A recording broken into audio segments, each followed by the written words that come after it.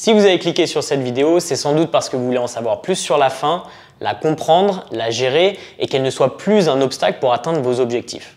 Vous avez peut-être déjà entendu parler de la méthode All-in, popularisée par Stephanie Buttermore, qui consiste à manger ce qu'on veut et autant qu'on veut. Nous allons en parler ensemble dans cette vidéo et je vais vous donner mon avis sur la question.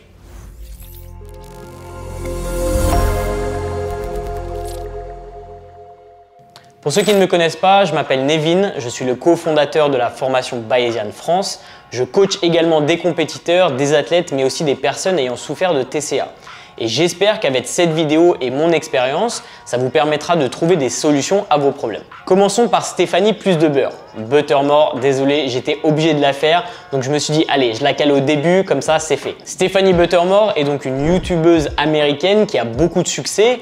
Avant de se lancer à 100% dans le fitness et sur YouTube, elle a obtenu un doctorat de recherche en sciences médicales. Je vous le dis parce qu'elle en est très fière, c'est même sur sa bannière YouTube. Ces dernières années, elle a popularisé le régime All-in, qui est une méthode inventée par Nicolas Rinaldi, qui est l'auteur de No Period Now What, qui peut se traduire en français par « Je n'ai plus mes règles, qu'est-ce que je fais maintenant ?» Ce livre s'adresse principalement aux femmes souffrant d'aménorrhée hypothalamique, qui est une forme d'anovulation chronique, c'est-à-dire que ces femmes n'ont plus leurs règles et c'est souvent en relation avec le stress excessif, une perte de poids, trop d'exercice physique ou une combinaison de ces différents facteurs. Dans son livre, Rinaldi présente la méthode du all-in où vous mangez minimum 2500 calories par jour, sans maximum et simplement jusqu'à ce que vous n'ayez plus faim, vous ne comptez pas vos calories et vous essayez de suivre vos sensations en termes de faim.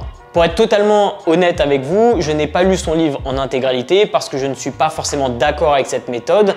Je trouve le ton de son livre un peu moralisateur et très peu ouvert à la discussion. En règle générale, je préfère les principes aux méthodes qui sont souvent trop rigides dans leur approche. Par exemple, un apport calorique minimum de 2500 calories pour une femme qui fait 1m40 et 40 kg, ce n'est pas forcément une très bonne idée. Ayant perdu ses règles et ayant des symptômes caractéristiques de l'aménorrhée hypothalamique, comme avoir froid, tout le temps, être très fatigué, avoir une perte de force et une faim extrême, Stephanie Buttermore a décidé de se lancer sur un all-in pour régler ses problèmes. Elle dit avoir déjà essayé un reverse diet par le passé et ça n'avait pas marché pour elle.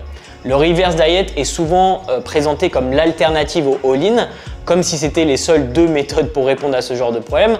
On y reviendra plus tard dans cette vidéo. Avant de continuer, n'hésitez pas à liker cette vidéo et lâcher un commentaire ou une question. Ça aide vraiment pour le référencement sur YouTube. Et si vous voulez en savoir plus sur ce genre de sujet, je vous conseille de jeter un œil au sommaire de la formation Bayesian France. Attention, ça risque de vous donner très envie. Même si c'était initialement présenté comme une démarche santé, Stephanie s'est plus focalisée sur la partie faim extrême au cours de son all-in. Elle a avoué commencer à prendre la pilule contraceptive pendant son all-in, donc ce n'est pas possible de voir l'impact réel de son all-in sur son aménorrhée hypothalamique. Je vais dire AH à partir de maintenant, c'est plus facile. Il faut savoir que l'utilisation d'une pilule ostroprogestative, seule pour retrouver des cycles réguliers, n'est pas recommandée pendant une AH. Ça peut masquer le retour des cycles spontanés et la perte osseuse peut se poursuivre, en particulier si vous êtes encore en déficit calorique. Donc du coup, la démarche de Stephanie, c'était de faire un all-in et de manger ce qu'elle voulait et autant qu'elle voulait pour régler ses problèmes de faim physique et psychologique de la manière dont elle le présente. Son approche repose principalement sur la théorie du set point, qu'on pourrait traduire par poids de référence. Elle a réalisé une vidéo expliquant la science derrière son parcours de all-in. Je vais vous résumer rapidement, mais j'insiste sur le science parce qu'elle sélectionne ce qui appuie son propos et semble perméable au reste. C'est ce qu'on appelle une sorte de biais de confirmation. Pour résumer ce qu'elle avance dans sa vidéo, nous avons tous une fourchette de poids génétiquement prédéterminée à laquelle notre corps veut être, le poids de référence ou set point en anglais. Considérez-le comme un thermostat. Lorsque notre poids tombe en dessous de la limite inférieure de cette fourchette, notre corps se battra contre nous pour ramener notre poids à son poids de référence. Cela signifie que nous serons obsédés par la nourriture, que notre corps va libérer plus de ghrelin, l'hormone de la faim, et moins de leptine, l'hormone qui nous fait nous sentir rassasiés. Ce sont des réponses biologiques qui garantissent que nous maintenons notre poids dans une fourchette naturelle. Ce n'est pas notre faute.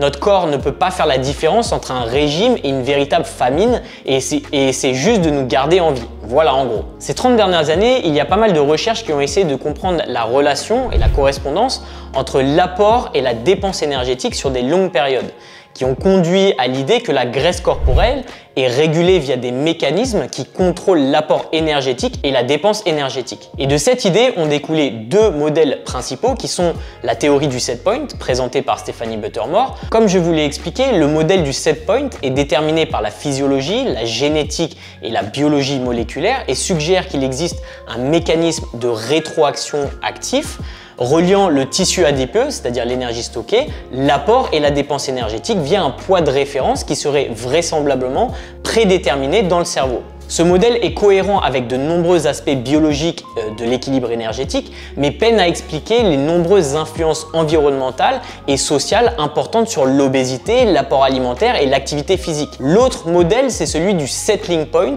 Oui, je sais, c'est pas évident à différencier.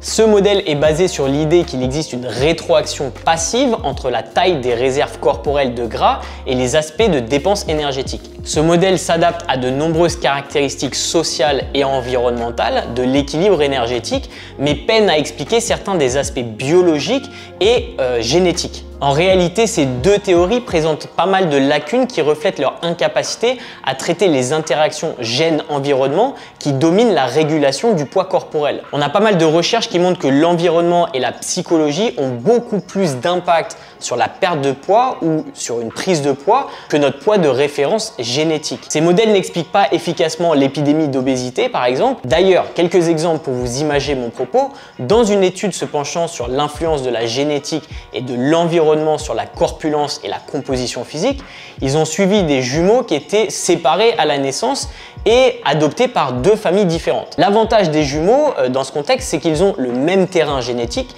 donc leur évolution va dépendre de leur environnement et de leur éducation alimentaire, etc. Comment expliquer alors la théorie du poids de référence si l'un des jumeaux est de corpulence normale et l'autre est en surpoids? Ils ont la même génétique, ça veut bien dire que c'est l'environnement qui a influencé la prise de poids d'un des jumeaux. S'ils se retrouvent dans une famille qui a des mauvaises habitudes alimentaires, il y a de fortes chances qu'ils reproduisent ces habitudes alimentaires et qu'ils deviennent obèses comme ses parents, même avec une génétique différente de ses parents d'adoption. De la même manière, comment expliquer l'obésité dans certaines régions du monde, comme aux États-Unis? S'il y avait un poids de référence, pourquoi certaines personnes mangent jusqu'à en mourir?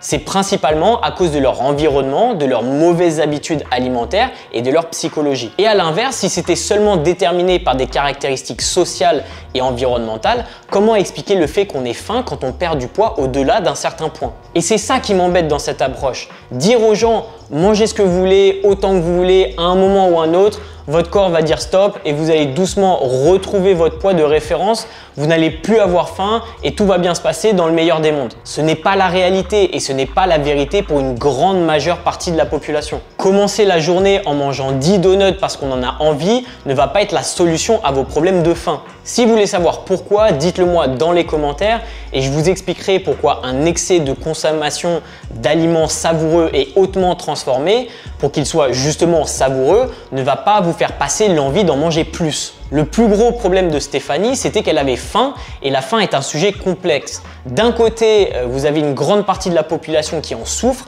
et pas par choix. Et d'un autre côté, nous avons une partie de la population qui se l'impose vis-à-vis de leur image. Les compétiteurs, les modèles fitness, les mannequins, les acteurs et les personnes qui veulent perdre du poids ou avoir un certain physique. Si vous voulez en savoir un peu plus sur le sujet de la faim, je vous conseille de regarder la vidéo sur le volume alimentaire que j'ai postée juste ici. Pour résoudre son problème de faim, il fallait effectivement remonter son niveau de masse grasse qui était très faible pendant très longtemps avec des aliments qui rentrent dans ses objectifs de long terme. Je ne voulais pas lui tirer dessus avant et dire vous verrez, elle va revenir à une alimentation plus saine, elle va perdre le gras qu'elle a pris et revenir à une shape qui lui plaît sans ses problèmes de faim. Mais c'est justement ce qu'elle a fait et ça prouve en partie qu'une approche all-in avec une alimentation de merde, ce n'est pas la solution. Ouais, mais Nevin, tu comprends pas, c'est le côté psychologique de ne pas avoir de restrictions. Mais grandissez, le self-control fait partie d'une vie épanouie et d'une société qui fonctionne. Si vous pensez que le bonheur est basé sur la satisfaction immédiate, la route risque d'être longue. Voilà, j'espère que la vidéo vous a plu. Si c'est le cas, abonnez-vous, appuyez sur la cloche des notifications pour savoir quand je sors une prochaine vidéo et ne rien manquer. N'hésitez pas à poser une question ou un commentaire juste en dessous. Et moi, je vous retrouve dans la prochaine. Ciao!